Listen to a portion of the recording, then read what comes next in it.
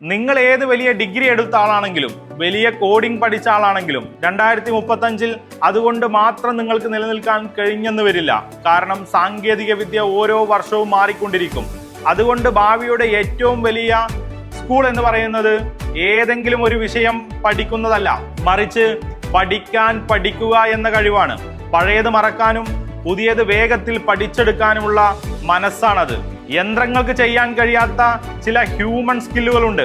Critical thinking, problem solving, നേതൃപാടവം, സഹാനുഭൂതി എന്നിവ സാങ്കേതികവിദ്യ എത്ര വളർന്നാലും ഈ മാനുഷിക മൂല്യമുള്ള പുതിയ മാറ്റങ്ങളെ ഉൾക്കൊള്ളാൻ തയ്യാറുള്ള മനുഷ്യരെ തന്നെയാണ് ലോകത്തിന് ആവശ്യം. ജോലി നഷ്ടപ്പെടുമെന്ന് ഭയക്കുകയല്ല, സ്വയം അപ്ഡേറ്റ് ചെയ്യുകയാണ് പരിഹാരം. ഈ സീരീസിന്റെ അവസാനത്തിൽ നമുക്കൊരു 30 ദിവസത്തെ ചലഞ്ച് ചെയ്യാം.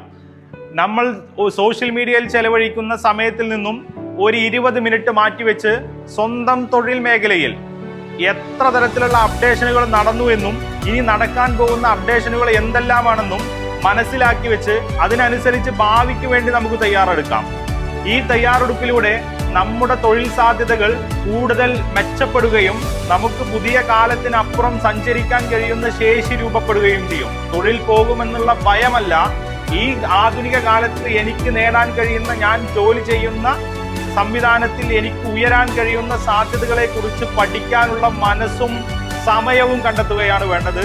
ഞാൻ സലീം മാലിക്. ഇത് പ്രൊജക്ട് ഫ്യൂച്ചർ ജോബ് എന്ന വിഷയത്തെ കുറിച്ചിട്ടാണ് കഴിഞ്ഞ 5 വീഡിയോയിൽ നമ്മൾ ചർച്ച ചെയ്തത്. അടുത്ത വിഷയവുമായി അടുത്ത വീഡിയോയിൽ കാണാം.